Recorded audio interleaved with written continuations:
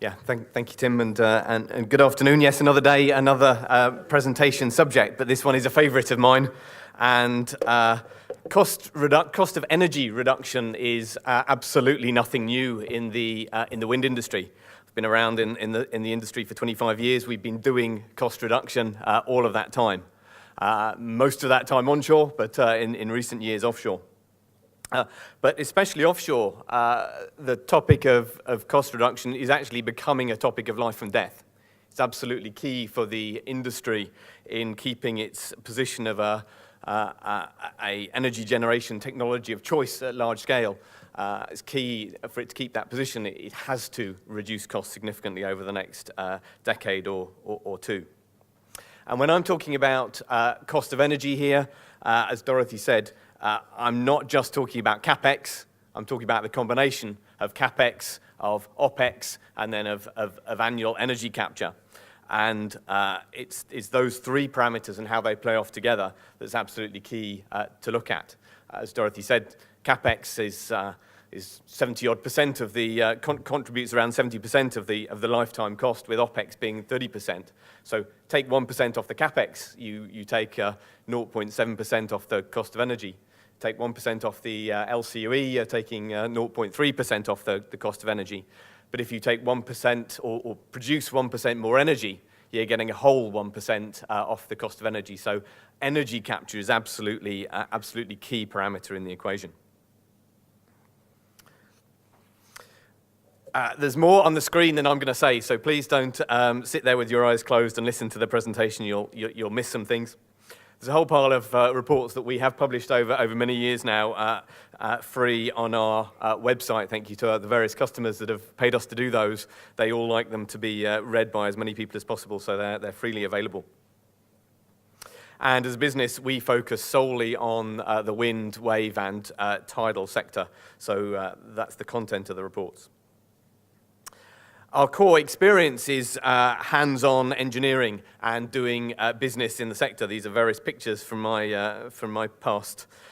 So we don't just look at the sector from the outside. We're involved hands dirty on the inside of it. A health warning before we get too far into cost reduction. There's something that people often show nice graphs with nice downward trend of costs looking forward in time. But there's often this sort of story of increasing costs up until today, and the tipping point happens always to be pretty much tomorrow. So that tipping point has carried on moving back at about a year. We've seen over time. So it's absolutely important if you're starting to look at cost reduction to unpack what's happened in the past. We've explored that, and there's a report here published by Renewable UK that unpacks that quite a bit. So please delve into that if you want to explore more. But I suppose the headline there is that despite the fact that we've been moving into deeper waters further from shore, with the associated benefit of higher wind speeds generally, and hence higher energy, that useful bit in the cost of energy, our view is that we have seen a gradual reduction in lifetime levelized cost of energy on projects installed to date. In early years, we saw a significant increase in installed capex per megawatt, for example. I think there we see that we really have stabilized. We have turned the corner there. There are a few outlier projects that are more expensive than past ones, but generally the average is starting to drop. So a little bit of context for the work that we did with the Crown Estate around a year, 18 months ago. In 2011, the UK government provided a new energy white paper with a central scenario for offshore wind of around 13 gigawatts installed by the end of 2020. But it also at the same time said that it was minded to support industry progressing further than that by maybe another 5 or so gigawatts in that sort of timescale, but only if it was convinced that industry could actually get costs down. And it set a pretty drastic sort of visionary target there of around £100 per megawatt hour in that sort of timescale. And when you think that, I mean, it's only an average, but projects are of the order of £140, £150 per megawatt hour when this was stated, you see that's a 30-40% reduction in cost. And so government left industry with the challenge. Well, actually, realistically, can you do that? And the Crown Estate took up that challenge, shows some great leadership in saying, look, let's get people together and explore whether we can do that, and what are the prerequisites for us achieving that as an industry? How do others need to help in achieving that? And so we led the technology aspects of that work and fed in on the supply chain side as well. So let's carry on. The headline and a graph that Dorothy showed earlier is that under a range of scenarios, the industry does believe it can reduce costs to of the order of £100 per megawatt hour.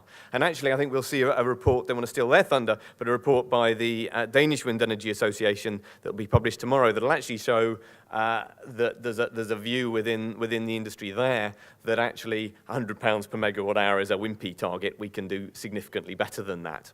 And there's work going on in Germany as well to explore these sorts of targets. So we're seeing that actually these sorts of figures are entirely reasonable, but there's a lot of work to do, and there's some things that the industry needs to help it in that journey.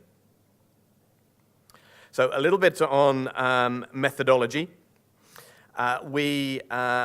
We ran through a process that took around 9 months in the end of engagement with industry. You can have a baby in that time. It felt like we were at times. It was a huge struggle at times as we went through the project. We hope the final outcome is helpful, and the feedback that we get from people is that it is helpful and by far the deepest exploration of where the industry is at in terms of cost, especially around technology, that's been done to date, and unpacking all sorts of useful insights. So at the heart of the work was a detailed cost of energy model that I suppose doesn't go as deep as some of the project-specific cost models that'll go into great detail around tax and financing. But this model did have some things that were going a little bit deeper than often models go, by incorporating elements of risk and timescale and project timescales in impacting cost of energy. And that dynamic between risk and cost was a real toughie to find a language really to talk to industry using in order to get some good answers. But we worked hard in that area. And a big part of the modeling was to actually develop some very clear baselines and be really clear about what we mean by costs of different areas of the wind farm, what we mean by different sizes of turbines, different site conditions, and things like that. And we really built up a very big sort of 4x4 matrix looking at 4 different turbine sizes, 4 different site types, 4 different points in time that we were looking at. And the last dimension was around industry stories, which was really around whether the industry was going to progress in a buoyant, vibrant way, in a confident manner. And there's one route forward there, and then there's another route forward, which is, well, actually the industry's sort of hand-to-mouth, coping with slow progress and uncertainty. And then there were a couple of other scenarios in the middle, one about supply chain dominating the build-out, where growing quantities was absolutely key, but we were going to carry on using similar sort of technology. And then another one where it was actually a technology-rich sort of environment where we were going to have a load of new technology come in, and maybe the supply chain was struggling to keep up with that at times. So we explored those different scenarios. And for each we gathered a whole range of innovations along the way. And we looked at each of those innovations. We defined it as an isolated, independent innovation, untangled quite a lot. There were often joined up and combined by people that we were talking to. In fact, the challenge in our work was to limit the number of innovations the industry had and to dig down and go, well, yeah, but what's the real impact of this innovation as opposed to another innovation? And we looked at the impact in terms of not just a sort of a headline cost of energy impact. We looked at it in terms of the capex, the opex, the efficiency of each part of the wind farm. So that there was a really solid basis for calculation and for joining up the results at the end of the day. So we gathered a lot of those innovations. We listened to the innovators, but then we listened to a whole pile of hard-nosed guys who have to cope with implementing those innovations down the road. And for each innovation, as well as sort of capturing what it could do on the ideal site with the ideal size turbine for that innovation and things like that, we looked at a whole pile of real-world impacts. We reduced the impact by assuming that not all innovations actually have the same impact on different sites. We looked at the commercial readiness and how long it was going to take for impacts to reach the market. And we also looked at the market share of those different innovations. You cannot have the whole world jumping on the bandwagon of let's all go for very nice, efficient direct drive turbines with high reliability, and let's all use the next generation of high-speed gearbox drivetrains with new levels of reliability. The market's got to decide what it's doing. And then the whole thing there, we had a whole pile of different stages of peer review with some of them sort of 3-4 hour interviews with key guys in the industry, really unpacking what's going on. So an example output, one of the key things that we learned was that in that equation on cost of energy, the amount of energy produced is absolutely key, and a lot of the lifetime cost of energy reduction looking over the next 10 years or so is coming from an increase in load factor, an increase in energy production on wind farms. So this slide sort of unpacked where that's coming from, but I suppose the key headline there is it's coming from larger turbines with more cost-effectively sized rotors, so larger rotors for offshore than you would expect for the wind speed if you were doing your sums using understanding from onshore wind. So let's get on to look at where we've got to in the last year. These are just some sort of small print about how we've done the comparisons here, but let's move on from that. In the area of development, our view is that, well, probably industry could be doing better. We see some progress now visible in terms of increased collaboration early in the development cycle, so drawing in the supply chain at an earlier stage. Many articulate the benefits of that, but in some cases, not many are actually doing so much about it. And we understand that that's actually in the context of the risk that we face, the uncertainty that we face looking forward in an environment where we don't quite know the economics of offshore wind looking forward. It's hard to make some of those decisions about collaboration. Another concern we see is the breakup of the zones, the round 3 zones, into individual projects, which means that we lose the sort of strategic approach to development, and we get more of a knife and fork, project by project approach. On the turbine side, generally pretty good. We see quite a good amount of progress towards the 7 and 8 megawatt size turbines, the next generation of turbines, which is the single biggest lump them all together thing that impacts the cost of energy looking forward. And the great thing here is we see both the pure play wind guys making progress here, but we also see a number of global industrials are really making some solid progress. We also see more 6 megawatt turbines with suitable sized rotors running onshore and offshore, although we do see a split. There are some guys making far more progress on that next generation technology than others. Some are going slower. In terms of reliability, we actually aren't seeing maybe as consistent a broad and thorough and deep approach as we'd like to be seeing in the market. Again, it's rather sporadic. But these guys have to act. There is no market. There's no offshore wind market unless these guys bring forward that technology.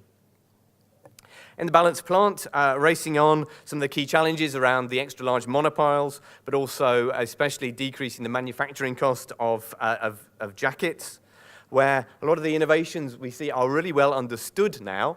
The trouble is that the investments aren't being made because the certainty is not there in the market looking forwards. Also see other innovations around suction buckets and things being trialed nicely. Some interesting challenges. There's been some significant learning in that sort of space in recent times. And around array cables, we see some really good progress towards both in both switchgear and cabling issues around a higher voltage of array cables.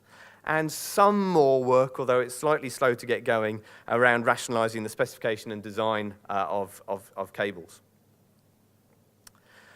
Installation, we see some, in the short term, the biggest opportunities are around innovations that relate to reducing weather downtime, where we see some really good progress going on.